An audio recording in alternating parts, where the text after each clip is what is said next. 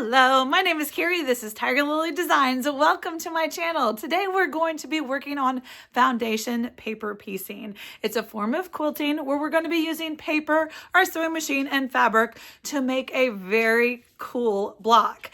The block is called Home is Where the Heart Is. It's an original design that I came up with kind of out of necessity. I wanted a fun, creative block to use for the cover of a project bag for an upcoming stitch along in 2025. So the first thing I did is I sketched it out in pencil on paper, you know, the old-fashioned way. And then from there, my wheels were turning, my creative juices were flowing, and I came up with this FPP pattern. Now, what I did, like I said, I created this for a project keeper. Now, this is my project keeper, and this is what that is it's a project bag for stitchers or quilters or needlepoint or handwork, whatever you do in the world of making. It's a 4-pocket original design, zipper, vinyl front, all the things. You can put so many things in it to hold all your good makings. But I am doing it's called Anniversaries of the Heart. It's a cross stitch pattern series by Blackbird that I'm doing in 2025 with some of my friends. And so because it's going to be a year-long project, I decided it needed its own special project keeper. And this is why this was born. Now, so what I did is, like I said, I sketched it, I made it, I did it, I prototyped. That's not new. I do it all the time. But this time what I wanted to do is I wanted to share it with you. And so right now I have a 5-page pattern. Now here I'm going to show it. You're going to see everything, how I do it. If you want to make it yourself, the link is down below for you to go and download the pattern. Like I said, it's an FPP pattern, which is foundation paper piecing. You're going to use...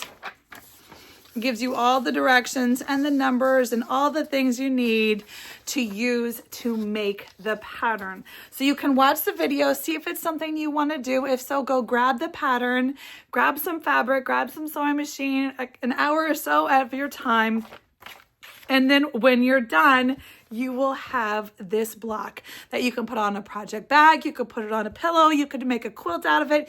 You can do whatever you want. But today's video is me showing you and walking you through step by step. That is my favorite way to learn, by watching. I watch and then I do, and then I watch and then I do. And that's the great thing about YouTube. You can pause me, come back, go do it, come back, and get ready for the next step. So are you ready, friends? Grab your materials, grab your pattern, and let's get started. Okay, friends, I'm super excited to sew the Home is Where the Heart Is project block with you. So the first thing you're going to do is you're going to make sure that you've got your pattern pieces printed out. I like to use a foundation paper piecing paper that you can grab at Fat Quarter Shop. I will have that link down below just because it's nice and thin and it tears off easier. Now, just using cheap old copy paper works too. So the first thing you're going to want to do, we're just doing the heart with the house. We're doing piece 1 first. So we're going to do it step by step, and you can see that I'm grabbing the number 1 and the number 2 piece together. Now, number 1 is part of the heart, and number 2 is the background of the house. So make sure you've selected your heart and house fabric. So the next thing you're going to do, I like to use a light box. You don't need to use it. It just makes it a little easier when you're trying to get through and match those seams, because you're going to be actually working like upside down underneath you. So you're going to cut out your pieces, and this is where you can grab scraps. You can use whatever. I like to use a generous piece. Don't cut yourself short. Make sure that when you're cutting, give yourself lots of room to be able to grab the pieces you need to fill the spot. So you can see I've got the number 1 and then the number 2 cut, and I'm using them as guides. So I've got it flipped up upside down, right side correctly. I'm going to put them together, right sides together, and you can see the seam I'm going to sew along is the 1 and 2 seam where the 1 and the 2 intersect. So you want the 1 to be down and the 2 to be on top, and you're going to line it up that way. You can see I'm lining up where the seams are going to go, right sides together, and you're going to grab a set of your quilty pins. Make sure when you pin it in an area where you're not going to be running it over with your sewing machine, but it's just going to hold the fabrics on the back side, because we're going to use the guides on the top side to stitch. So you can see we're going to sew right there between the 1 and the 2. When you sew between the 1 and the 2, I like to go a 1/4 inch ahead and a 1/4 inch after. You can see you're just going to go ahead and give yourself the room. You're going to extend your lines a 1/4 inch on both sides. Take your pin out and you can see the perfect stitch. Now you will be ironing between each one. I'll show you this a couple times, and then after that we'll skip that step, but you're going to iron your pieces flat. So now we're going to move right on. Yes, my numbers disappeared. I was using the original prototype pattern that I used disappearable ink, but you can see we're doing number 3. Number 3 in your pattern is more of the house. It's kind of that top heart point. So you can see I'm nice and generous. Don't cut yourself short. It'll just make it harder. So you're going to do that seam between the 1-2 intersection and the 3. You're going to go ahead and line it up like I like to do, kind of using that light box as a guide. You can see where the seams overlap. You can see you have some space. Again, flipping over right sides together, pin, and we're going to take it to the sewing machine again. Again, utilizing our 1/4 inch in the front and a 1/4 inch in the back, just to make sure our seams are set. Now my machine does an automatic back stitch, so in case you're wondering why I'm not pushing any buttons, because my machine does it automatically. But that is the line I just sewed, and that was the number 3 block. Again, we take it to the iron, press it flat, and this is what we're going to do the whole time. I am going to go ahead and talk you through the whole time, just so you feel like I'm there with you. We're doing number 4. This is the big body of the heart. So I am going to go ahead and cut straight from the fat quarter. I don't have a scrap that's that big to go ahead. It just depends on what you're using, whether you're using scrappy fabrics or you're cutting into fat quarter bundles. I do go ahead and give it a good press. I don't want to sew it with that wrinkle. As you can see, the wrinkle's gone now. And I keep showing you the line we're going to be sewing. You line it up on the back side, look, double check. It's one of those things like when you measure 3 times before you cut, you look 3 times before you sew. Otherwise, you're going to become great friends with your seam ripper. So here we are again. We're just going to sew the intersection between 1, 2, and 3 and number 4. It's just that easy. We're just doing it step by step. And our piece 1 number house, but the piece 1, which is the piece number 1, which is the heart in the house, is 11 pieces. So after number 4, we go on to number 5. That's the great thing about foundation paper piecing. It's just that easy. So we're going to go ahead and grab a piece of the house fabric, which is this pretty blue. All the fabrics I am using for this block are from the Tilda Creating Memories collection. So I made sure it fit, plenty of room, and then I'm going to go ahead and flip it over and find out where it is. Now this is when I'm deciding if I can cut some of the extra away. Based on my seam, I decide not to. You can cut it away. We will do that a little bit later. So it's a little hard to see in the light box. I can see where the old fabric is, the previous seam. I can't see the new one. So the shadows aren't working, but I lined it up. I check it 3 times before I stitch it. Make sure my pin isn't holding the fabric wonky. And then I take it over to my sewing machine and sew that intersection line at number 5. Can you guess what's next? Number 6. So there we are with number 5. Again, it's, rinse and repeat. Cut, sew, pin, unpin. We're doing the number 6 piece, more of the house. So again, I'm just going to cut it and do it.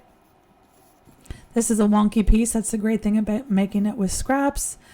And I see where it is, and now I'm going to flip it over and make sure you always want to go right sides to right sides. Line up your pieces of fabric and making sure that all of the intersecting fabrics are going to be stitched over that stitch line. and you're going to pin and sew at the intersection of number 6. All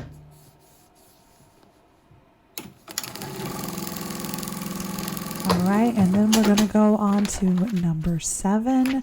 Open it up, give it a press. Like I said, you're going to press in between each one. Number 7.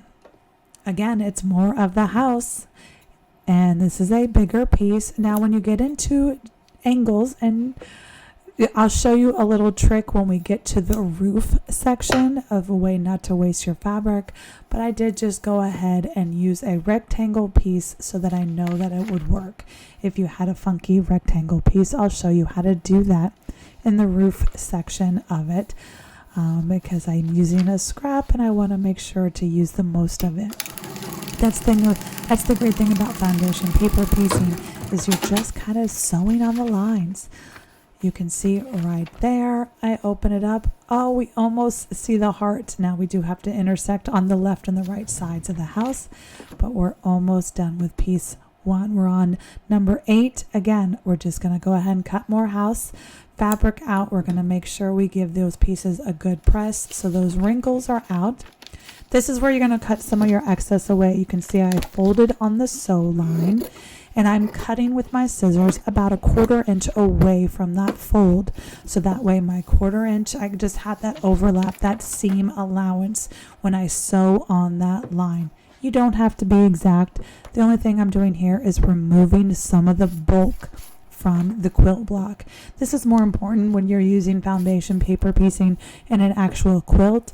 The bulk in a project bag doesn't really hurt anything. It kind of gives it a more stability, in my opinion, but it does make it harder to sew with more bulk. So I do cut it away. So we've gone ahead and I have sewn piece 8. I open it up, give it a press. Guess what? We're moving on to number 9. It's a number piece right next to the heart. And again, I'm going to fold approximately on that black sew line and cut about a 1/4 inch away. Just push those bulk pieces away. And now you can see I'm going to line up my cut piece right with the edge. And that's creating a 1/4 inch seam for that piece. So that is the number 9 piece. And we're going to go ahead and grab that over to the sewing machine. Now, one thing I haven't mentioned is I do sew my foundation paper piecing at a tighter stitch length. So stitch length, the lower the number, the more stitches per inch. So I am stitching with a 1.75 stitch length, and that'll just make it easier for me to tear away my paper. So I've almost got my block. I've got number 10 and number 11 left. And this is the outside color. So I'm going to go ahead and grab that brownie neutral that I've chosen to be my background color for my quilt block. Give those pieces of fabric a good press because I like to sew with a flat fabric. And then I'm going to pin with the number 10 fabric. You can see I'm kind of creating the fold line on there so I know where to pin my piece. Give it a pin, and then I'm going to take it over to the sewing machine and sew this 10th piece. Right there on that line, we are almost done. We're almost to the finish line for this one piece of the block. I'm going to press it open, give it a good press, and here we've got, look at all that bulk at the bottom. So I'm going to go ahead and give that a good 1/4 inch trim. Trim it off, and I'm going to take one more piece of my long background color, and this is going to be the bottom of the block. Pin it, and then I'm going to sew it along that straight line, and there we go.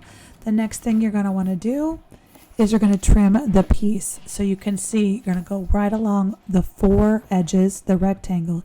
Take it over to your cutting mat and use your rotary tool, your rotary color, and your cutting ruler to get nice straight lines. If you don't have those tools, a scissors will work.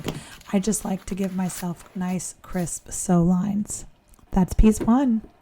Are we ready? Let's do piece 2. Piece 2 is going to be the quilty tree. Now, this is the one that has the most pieces. It's the smallest piece, but it has the most pieces. How did that work out? I don't know. So what I did is I played and mixed and matched and grabbed 3 scraps. This is a great scrap buster because these pieces are so tiny. So I went and grabbed 3 greens, and I'm grabbing some scraps from the background that I cut off earlier. And we're going to do just like we did. We're going to start with number 1 and number 2 and sew along those intersection lines. Number 1 is the tree trunk. It is the quilty tree trunk. Number 2 is background. 4, 7, and 10 are green, and everything else is background. So all you're going to need are tiny little pieces for a background to sew this together. Now the process is exactly the same. We're going to just sew 1 to 2, and you can see I'm lining it up right side up, and then I'm going to flip it over because you always pin on the back and you're going to sew on the top. So we want to make sure our segments are lined up. We're going to sew that line right between the 1 and the 2, taking it over to the machine, adding our 1/4 inch on the front and the back of the line, and it's just that simple. We're going to do this for each step, the 1, the 2, the 3, all the way up to step 13. And so it's just like before, but follow along, friends. I'll come back with you when we go into the roof and chit chat about some of the other pieces. But otherwise, we're just going to go step by step.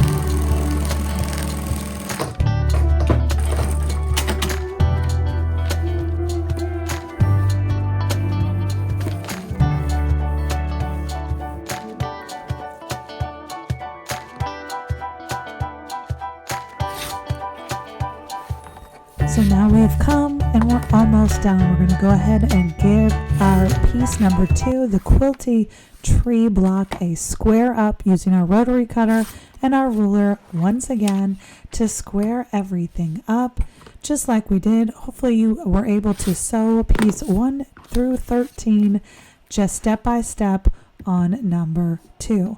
So we're going to come back and we're going to do number 3. We're almost there. So I wanted to come back and show you guys just a couple tips and tricks on how to use those scraps more efficiently. Of course, you can always cut a bigger piece than what you need and trim away. Then you don't have to do any geometry or any math, but maybe you do. Maybe you want to utilize those scraps. So you want to make sure that you are placing and sizing your fabrics on the flip side. So if you want to use exact pieces, you can see I'm trying to really get that triangle-y type piece of a number 1. So I've got it on the flip side and I'm going to cut the fabric right side up based on that shape. Then I'm going to flip it over and sew it right sides together just like we've done, a 1/4 inch extra on the front and the back. Give it a good press, open up, and I'm going to do number 3.